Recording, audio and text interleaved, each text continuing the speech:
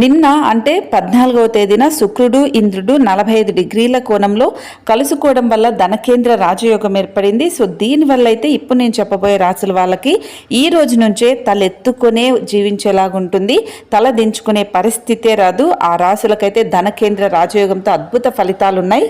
శ్రీ శ్రీ దుర్గా భవానీ ప్రత్యంగిరాదేవి జ్యోతిష్యాలయం గురువు గారు ఫోన్లోనే ముఖాంతరం పరిష్కారం అందిస్తారు. మీ ముఖము, పేరు, గోత్రం చూసి జ్యోతిష్యం చెప్పబడును. వివాహ, ప్రేమ, భార్యాభర్తలు, కుటుంబం, పిల్లలు, ఆరోగ్యం, ఆర్థికం ఇలా అన్ని సమస్యలకు పరిష్కారం చూపబడును.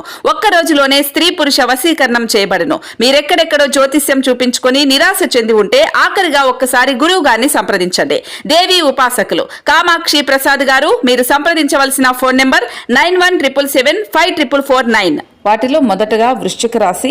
వీళ్ళకి ఆర్థికంగా లాభాలు కలుగుతాయి. కుటుంబ జీవితం సంతోషంగా ఉంటుంది. జీవిత భాగస్వామితో అనుబంధం బలపడుతుంది. ప్రేమలో ఉన్నవారు కూడా హ్యాపీగా ఉంటారు. సమాజంలో వీళ్ళకి మంచి గౌరవం కూడా ఉంటుంది. కీర్తి ప్రతిష్టలు కూడా పెరుగుతాయి.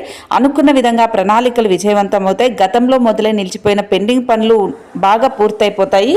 ఇక కుంభరాశి వాళ్ళకు కూడా ధనకేంద్ర రాజయోగం వల్ల ఊహించని రీతిలో లాభాలను పొందుతారు.